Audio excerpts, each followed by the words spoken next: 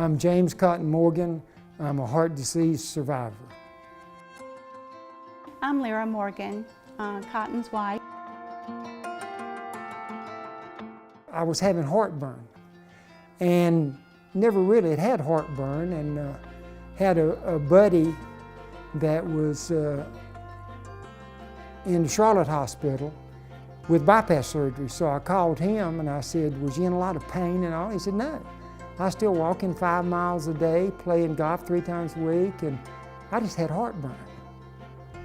And that kind of set me off. So I went in, cardiologist did the catheterization, and he come out and he said, we got to do bypass.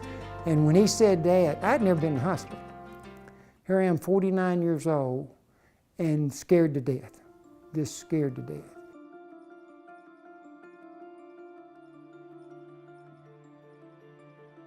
And I went in, had the surgery, figured I'd be in the hospital 5 or 6 days, back at work in less than a month. Well, like I said, I don't remember the next 7 to 8 weeks. Toward the end of the day, they were almost finished. And then that's when something didn't go quite right. And he finally came out and told her that, not sure if he's going to make it, but if he does, he'll be here for months, not weeks.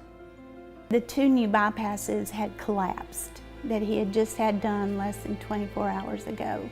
They were trying to do a heart transplant, but since I had been intubated so many times, my lungs went from pristine, they told me, to a mess. They were scarred up, and they could not get me to qualify for a transplant because of my lungs. When my wife saw me the first time, I had 34 bags hooked to me. We just stood there and just were kind of speechless, not knowing what to do. From then on, I was pretty much there for 9 months. We were afraid to leave his side because they were so unsure if he would make it or not. Some of the cardiologists told my wife just to take me home and call hospice. And luckily my surgeon had been in Washington talking to the FDA that week. Well, he comes back, he said, we're going to put a heart pump in you. You got so much of a % chance of dying on the table, so much of a % chance of a stroke, so much of a % chance of being on a ventilator. But my other option was I had a 100% chance of dying. So I took the better odds with a heart pump. And they did that, came through it okay, got to go home for a little while, and then that pump failed.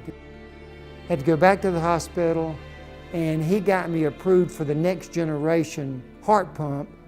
This pump has treated me really well. I just started again trying to play golf. I've hit some buckets of balls, and it was really ugly. But I didn't have the strength to hit them in the woods, so I may do better by keeping it in the fairway. I've got 2 sons and 3 grandkids and my wife, and that's my whole world.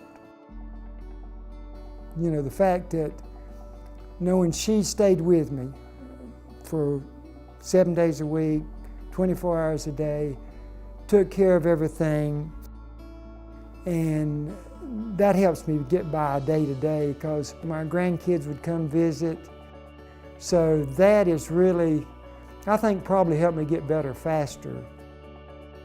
The American Heart Association came into play because they do furnish money and research to the hospitals, a lot of them in North Carolina. If it wasn't for the research that the American Heart Association provides, I'm afraid a lot of this would be a few years back, and then that would not have helped me.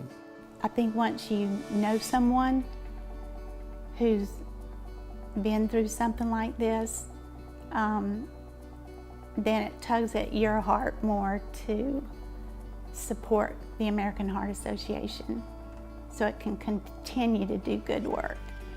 I'd like to thank Jesus Christ, my Lord and Savior. I'd like to thank my wife, Lyra. American Heart Association, my surgeon, that stuck with me where the other doctors didn't think so. But thank goodness he did, and he proved them wrong.